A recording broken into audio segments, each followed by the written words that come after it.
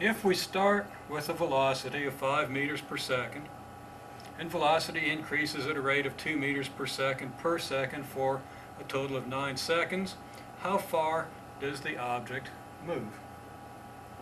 We can calculate the result fairly easily.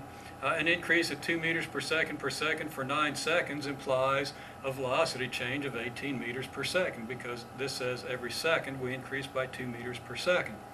We can symbolize that as delta V equals 2 meters per second multiplied by 9 seconds, which gives us 18 meters per second.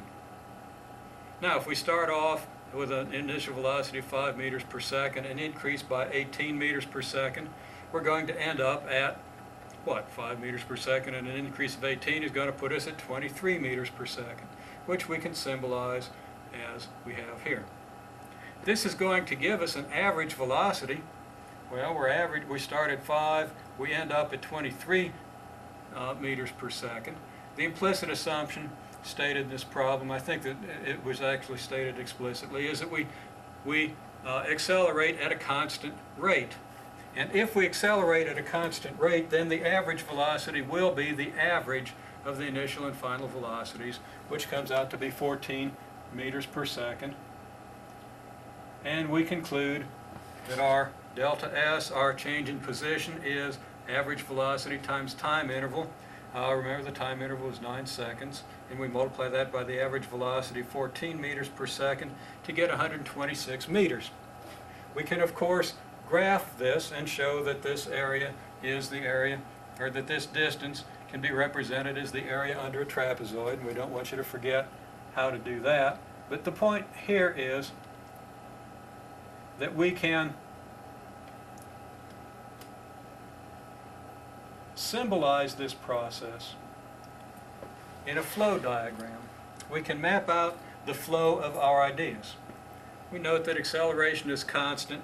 At the top level of the graph, we have delta TA and V naught. These are the things that were given in the problem. The first thing that we can conclude from delta T and A, from the time interval and the acceleration, is the change in velocity. That's the first thing that we did.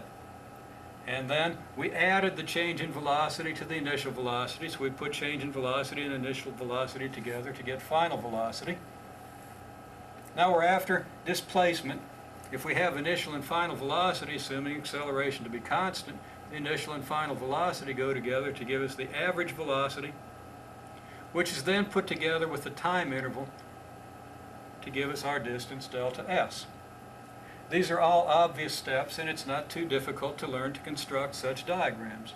One rule of thumb that we do, we can't always accomplish it, but each calculation goes to a lower level on the graph, so that the delta V calculation is here, the VF, the V bar, and the delta S. It's really a series of 4 distinct steps, and we're simply charting out the flow of the ideas.